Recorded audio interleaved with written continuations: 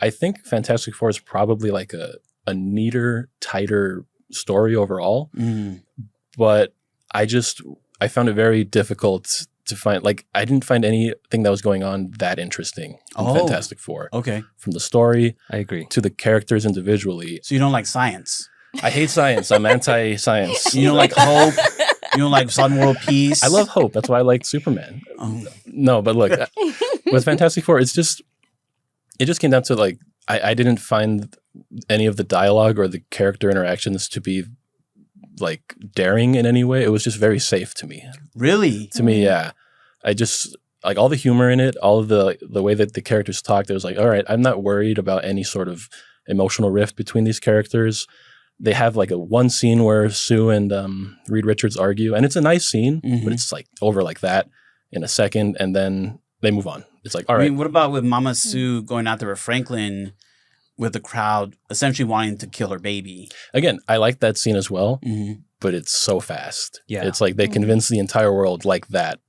It's a good scene. It's a good speech. It's a good speech. Yeah. very good. And, like, tonally, you know, if they're going for that more, like, kind of a silly world where, like, everything feels a little bit more exaggerated, I can believe it. But it's just that kind of kept happening in this movie where they would speed through certain events that I felt like we could spend a little more time here. We can give these characters. And the funny thing is, that's also a critique I have of Superman. I was just going to say, that's the big critique online of Superman right now. The difference is Fantastic Four takes place over, like, what, a year? Including the post credits, like 5 years or whatever. Right. Or even more, because of the shuttle launch, and then it zooms past, what, 4 years? Yeah, right. Right. Something, and then with Superman, it all takes place, like, within a week, and I feel like I got to know all the characters in that movie a lot better, or at least, if not better, I at least liked them more. Oh, wow. Than the characters in Fantastic Four. Oh, okay. It's very strong. Michelle, Interesting. bring us home here. Before we get to our actual questions. Well, I agree with what Carlos was saying, because, like, that whole speech she was giving in front of the crowd, I felt like it was half as long as it should have been. Like, it stopped, and I was like, is she gonna say more? Like, that's kind of it. And Did you everyone's want just the like, king's speech from her? yeah, like that. Like, there's an angry mob outside their house, Mercy. like, getting ready to, like, pitchfork the baby and, like, send it off to Galacticos or whatever Yeah. his name is. But, like, Galacticos. It's, That's a cereal, it's like the highest stakes possible. but it was like it would just felt like she could have said so much more to make it deeper, and I was like, why? And then another issue that I had too with Johnny is, like, they just dismissed everything he said, no matter what, and there wasn't anything to back up their reason of why they don't believe what he's saying, or they don't take any weight into, like, what he's trying to tell them, because he's like, I think they're saying a secret message and all this stuff, and then they're just like, oh, you're stupid, you're an idiot, like, get out of here. And then I think, like, they're playing out the audience's remembrance of Chris Evans' take on the character, I think. I think that's the problem. Yeah. They need to make it their own. That's fair. True. That's fair. There hasn't been Yeah. a good Fantastic Four movie before this one, and like there have arguable, and that's arguable, obviously, but like It's not arguable. No, that's true. This is a good. This is why I'm saying your fives. I mean, we got to get them up to sevens, y'all. This is a good movie. I'm saying, like with Superman, there at least have been, like, pretty good, like, portrayals that have resonated with audiences. Like, you know, Man of Steel didn't work for me necessarily, but it did with a lot of people. And on top of that, Richard Donner's movies, they're like very iconic, so people know Superman. But we haven't had that for Fantastic Four until this movie. So for audiences, their memory is like those cheesy bad movies that we've seen, because that's all we've gotten from these characters. We'll definitely go through the 2000s. Oh, that was like a time capsule. It was crazy. All right, let's get all great takes. Really appreciate that. Let's get to our next question. Okay, we will get. Oh, sorry.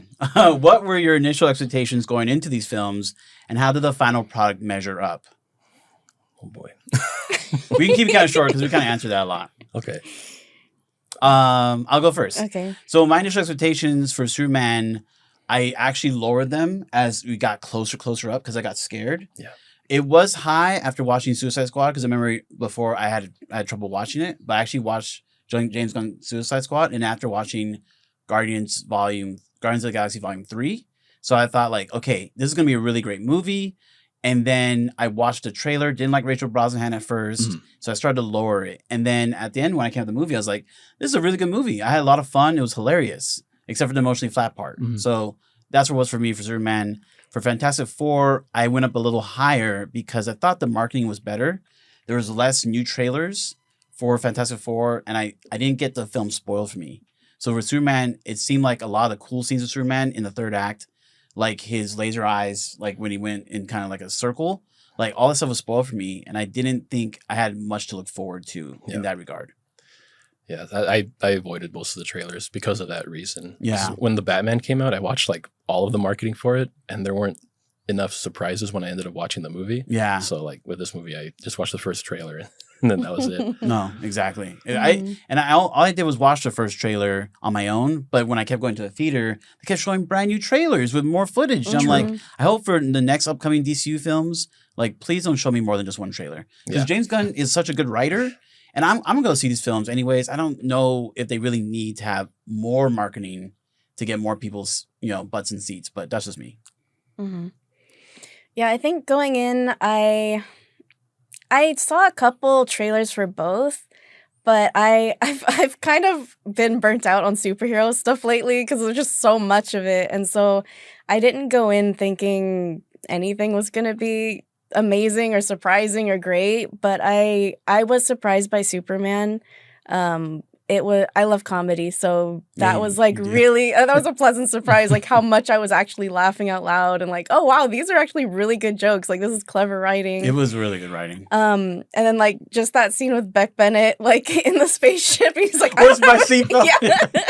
I don't know, like there's just like little moments like that, like you don't have to add that, but it just made it that much better. And there was stuff like that throughout the whole film. For Fantastic Four, I think it was what I thought it would be. It wasn't like a letdown, but it just didn't surprise me at all, I guess. Oh, wow. Didn't surprise you. Okay. Eugene. Well, with Fantastic Four, let me start off with I'm a very avid comic book reader, or was, so I know the source material pretty well. So when Fantastic Four's trailer first premiered, there was almost no Reed Richards, no Pedro Pascal, and I was like, why? Why is there none of him showing his powers or his smarts or nothing? They showcased everybody else, especially the Thing, which I think was probably the best part of that movie. Okay. And I was expecting a little bit more science and like struggle, and I didn't get any of that.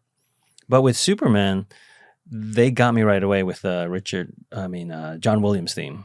Okay. So they used that, but they updated it with a guitar riff. And I was like, okay, we're modernizing it because that guitar riff hit hard. Well, if you notice from the DC animated series, they do that. Like with Justice League, they started with orchestral scores for the theme, and then when they hit Justice League Unlimited, they used the guitar.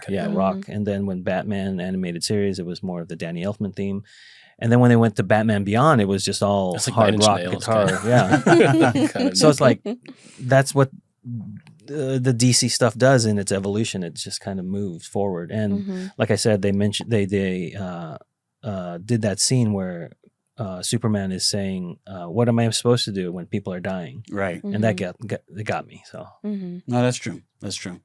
Okay, so were your expectations then for the final product? Did they measure up? Yes, because after being let down with Superman Returns, I know we're not supposed to talk about that, and Man of Steel, and then Batman v Superman and Justice League, I wanted to not go in with super high expectations, and I'm like, okay, I'm a hurt little puppy. I don't need to be kicked again. So I was like, okay, my expectations are this way, kind of tempered, and they were exceeded because of that.